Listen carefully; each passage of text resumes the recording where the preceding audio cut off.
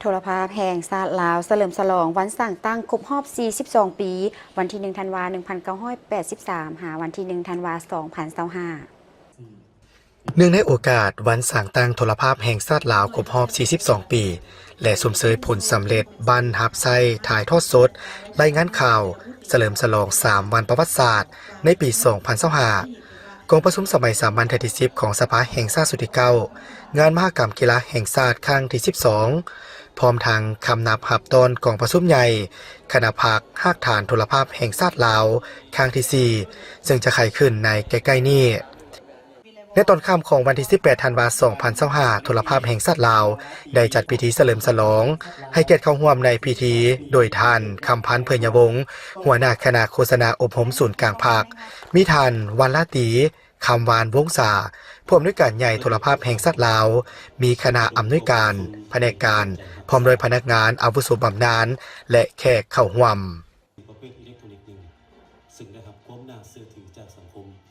ในโอกาสนี้ผู้เข้าร่วมได้พร้อมการรับชมวิดีโอ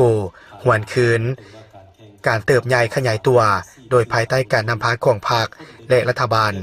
โดยระยะที่ผ่านมาโทรภาพแห่งชาติลาวได้ปฏิบัติหน้าที่ที่มีเกียรติสง่างามของตน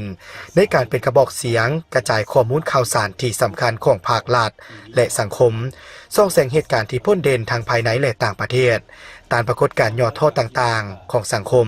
และถ้อยทำนองบิดเบือนความจริงใส่ให้ป้ายสีของผู้บ่หวังดีต่อผลสำเร็จในการปกปักรักษาและการพัฒนาประเทศชาติในโอกาสที่สำคัญนี้ท่านคำพันธ์เผยยวงศ์หัวหน้าคณะโฆษณาอบรมศูนย์กลางภาคได้ให้เกียรติโอ้ล้มพนักงานรัฐกรโทรภาพแห่งชาติลาวโดยท่านได้ให้กำลังใจแก่พนักงานวิชาการแผนกการต่างๆให้มีความอดทนผ่านผ่าเหตุหน้าที่ในการเป็นกระบอกเสียงของภาคและรัฐบาลที่มอบหมายให้ในสภาพเงื่อนไขของโลกปัจจุบันมีพวมพันแปรอย่างซับซ้อนไวบาทีนี้สันมันเรียกห้องให้เวียงานโฆษณาเวียงานปลุกระดมกระบวนการเวียงานศึกษาอบรมการเมืองคิดนี้นับมือนับรูเดือดเคี่ยวขาดที่สุดฉะนั้นเวียงงานนั้นซึมอันส่วนพวกเฮานี่มันต้องมีการหั่นเปลี่ยนอย่างทันสภาพการอย่างไวสังคมยังมีการตำหนิส่งข่าวพวกเฮาว่าการตอบโต้การโฆษณาเผยแพร่แนวทางนโยบายของพรรคหรือว่าการตอบโต้ปัญหาเสี่ยงสังคมออนไลน์บิดเบือนโจมตีใส่ให้ไปต่อพรรคต่อรัฐหรือต่อประเทศของเฮาบ่ท่วงทันกับสภาพการ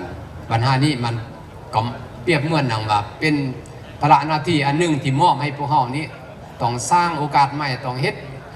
นั้นต้องบุกบืนใหม่เพื่อเฮ็ดอะไรเพื่อแก้ไขปัญหาที่คงค้างในตอนหน้านี้การเฉลิมฉลองวันสร้างตั้งโทรภาพแห่งชาติลาวครบรอบ 42 ปี เป็นโอกาสอันดีเฮ็ดให้บรรดาอดีตการนำโทรภาพแห่งชาติหุ่นก่อนและหุ่นสืบทอดได้มีโอกาสพบปะซึ่งกันและกันพร้อมกันหวนคืนภารกิจหับไส้ชาติที่มีเกียรติสง่าและพร้อมการพัฒนาเวียกงานของโทรภาพแห่งชาติลาวให้พัฒนายิ่งขึ้นให้สมกับคำขวัญที่ว่าโทรภาพแห่งชาติลาวแหล่งข้อมูลข่าวสารและสาระบันเทิงสำหรับทุกท่าน